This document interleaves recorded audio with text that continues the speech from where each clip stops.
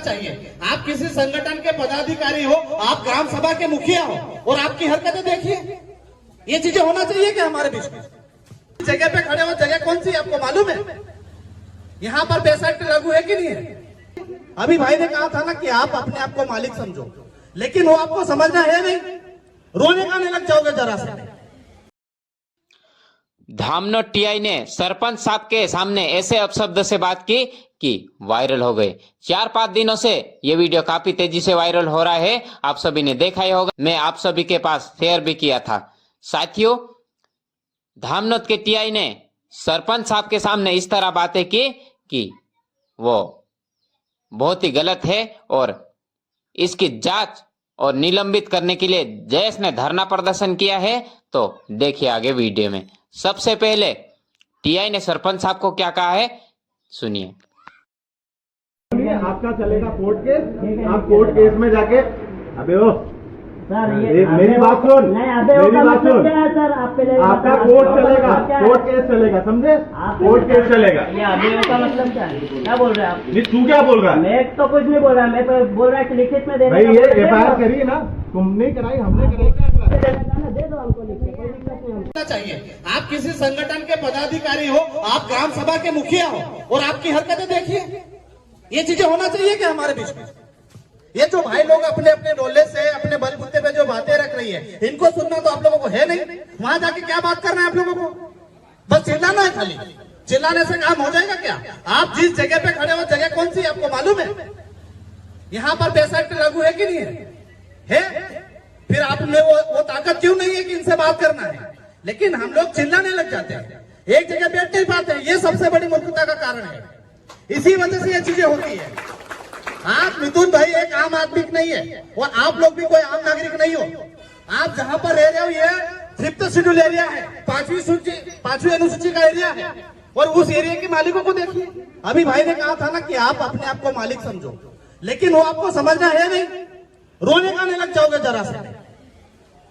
आज जिस भाई के लिए हम आए हैं वो एक पंचायत का सरपंच है, यानी कि वो एक संवैधानिक इकाई का अंग है। उसके साथ में यहाँ के जो टीआई है उन्होंने जो हरकत करी है वो काफी निंदनीय है और इस पे हमारे आने से पहले एसपी महोदय को संज्ञान में लेकर उनको तत्काल वहां से निलंबित कर देना चाहिए, क्योंकि जिस संवैधानिक वो मिथुन भाई कन्या वहां के प्रमुख है।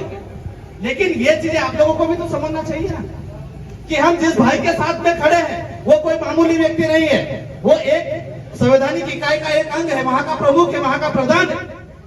लेकिन हम इन चीजों को नहीं समझते। इसीलिए मेरे भाई लोगों, आप लोगों से निवेदन है कि किसी भी आंदोलन में जाना है तो सबसे पहले अपने अंदर ठूस ठूस के बाबा साहब का संविधान और हमारे मालिकों का अनुशासन भर के आना चाहिए। आप में जो जोश है, वो जो जुनून है, उसको बरकरार रखो। लेकिन इसके लिए हमको सबसे पहले अनुशासन में होना पड़ेगा। अगर हम यहाँ से वहां तक जाते हैं तो किसी भी व्यक्ति ने अभद्र भाषा का उपयोग नहीं करना है। हमको बिल्कुल संवैधानिक दायरे में रहकर, आज वो एक दौर था कि हमारे मालिकों ने तीर कमान और धनुष के बलबूते पे हमारे देश को आजादी दिलाई। आज वो दिन है कि हमको संवैधानिक अधिकार के दायरे में रहकर हमको हमारी मांगों को मनवाना है और हक अधिकार की लड़ाई लड़ना है। ये नहीं है कि हम गलत भाषा का प्रयोग करके अपने आप को बलशाली कहलाए, ऐसा बिल्कुल भी नहीं करना है। क्योंकि देश दुनिया में सारी चीजें बदल चुकी है। पहले हमारे बाप दादा ने तीर कमान उठाया था उस समय जब हमारे देश में अंग्रेज थे, अंग्रेजों की हुकूमत थी और उन लोगों ने हमारे पे अत्याचार किया था। लेकिन आज देश के बाहर के लोग अत्याचार हमारे पे नहीं कर रहे हैं, देश के अंदर में रहने वाले लोग हमारे पे अत्याचार कर रहे हैं। उनको सबक सिखाने के लिए हमारे मालिक ने हमारे लिए इस देश का सबसे, विश्व का सबसे सर्वश्रेष्ठ संविधान लिखा है। उसके अनुयायी हम, सिंधु घाटी सभ्यता के अंतिम वारिस है। उसके माध्यम से इनको जवाब पूछेंगे।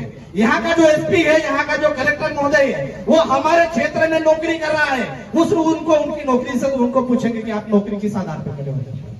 ये चीजें हमको पूछना है भाई लोगों। इसलिए आप सभी भाइयों से निवेदन है कि अपना जोश बरकरार रखें और शांति तरीके से हम चलेंगे। कोई भी किसी भी प्रकार का हुड़दंग नहीं करेंगे, कुल्हाड़ी और बबकारी बिल्कुल भी नहीं करेंगे। बिल्कुल सिस्टमेटिक तरीके से हम उनसे बात करेंगे कि जिस प्रकार आप संवैधानिक इकाई के अंग हो, उसी तरह हमारा भाई भी संवैधानिक इकाई का अंग है। आपको जो प्रशिक्षण मिला है कि उस प्रशिक्षण में एक जनप्रतिनिधि के साथ में इसी भाषा का बर्ताव करने को आपको सिखाया गया है। इसका जवाब हमको एसपी महोदय से पूछना है। अगर वो जवाब देते हैं तो ठीक है, नहीं तो तुरंत निलंबित का कार्रवाई करें। बस हम यही चाहते हैं। सभी साथियों को जोहार। जे आदिवासी